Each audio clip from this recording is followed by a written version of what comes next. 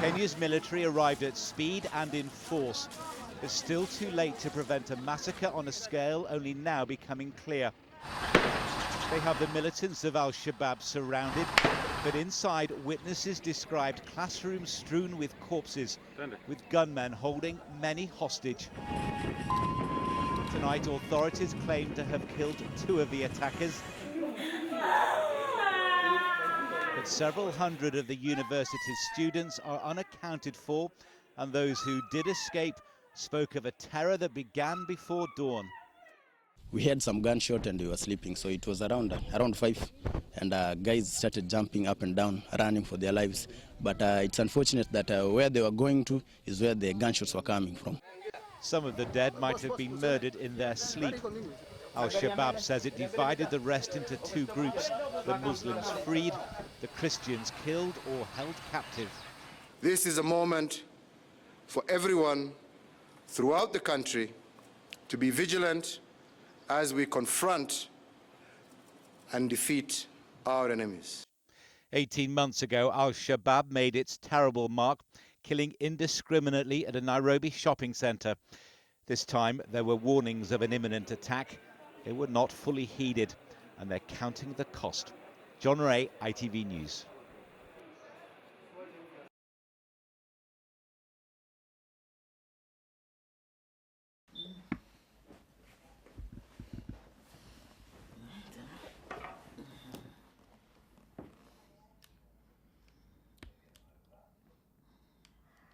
So I'll just make out it's coming on. Sit back.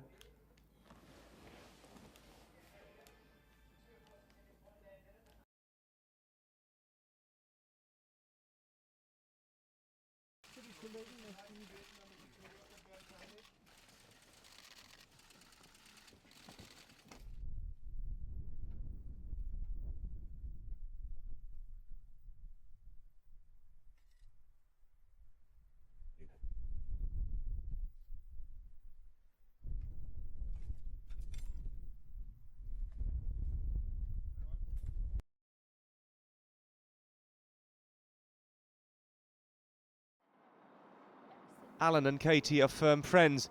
A few months ago they'd never met, and they only did because he was the victim of a terrible crime that shocked the city where he lives. Today they came to see the man who assaulted this disabled pensioner, sentenced by a judge at Newcastle Crown Court.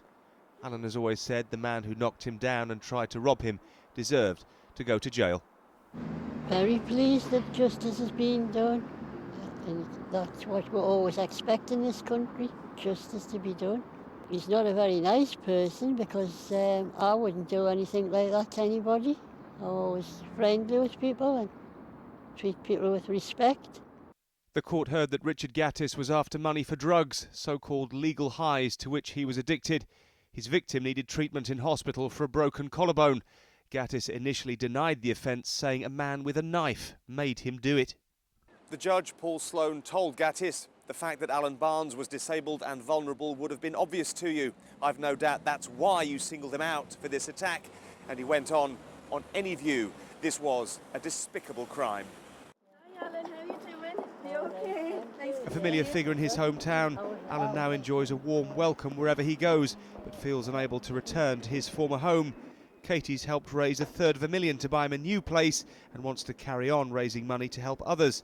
Alan says he can't believe how generous perfect strangers can be. Even this morning, I've had a card off somebody with a £5 note in towards me fund, so it's just amazing. These new friends hope what's happened will inspire others to give help to those who really need it. Damon Green, ITV News in Newcastle.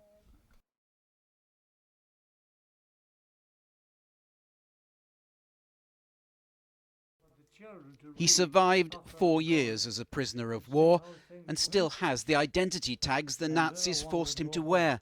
But at 96, Robbie Clark is fighting a new battle, to stay in his home. Memories, everything's here.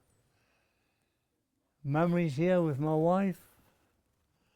Memories here bringing up the children. Robbie is one of the last surviving prisoners of war who were forced to take part in the so-called death march across Poland.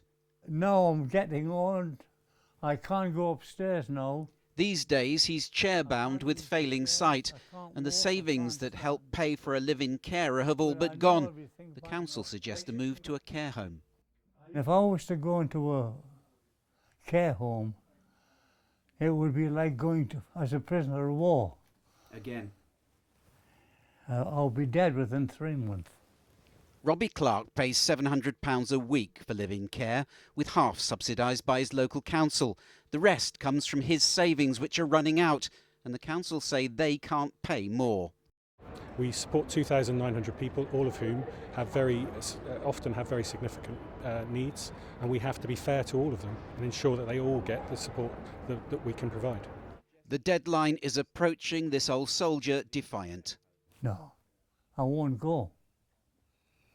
I won't go. Paul Davis, ITV News, North London.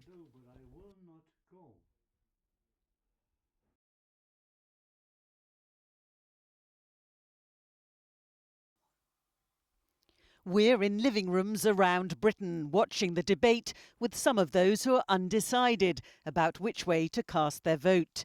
In Glasgow, we're with Pamela Farr and her husband Darren. They say childcare costs and the NHS are their main priorities. The changing face of politics means they're pleased so many leaders are taking part.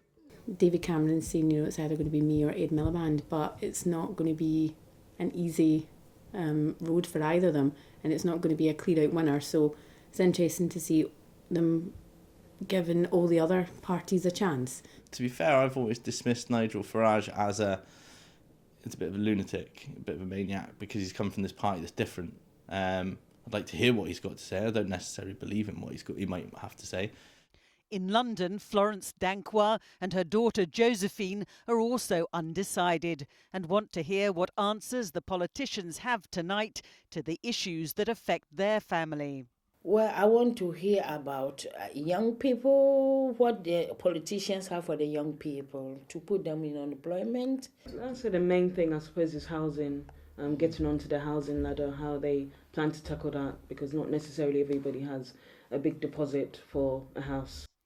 In Kent, Poppy Capper, a young mother and first-time voter, is trying to make her mind up. She wants to hear more about what can be done for families who work.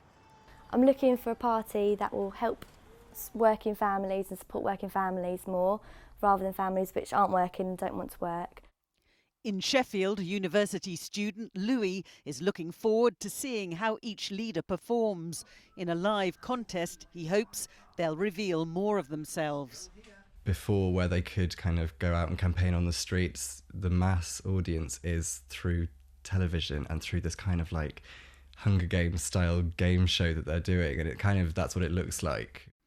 Whoever wins tonight, the undecided now have just 34 days to decide. Libby Vina, ITV News, Westminster.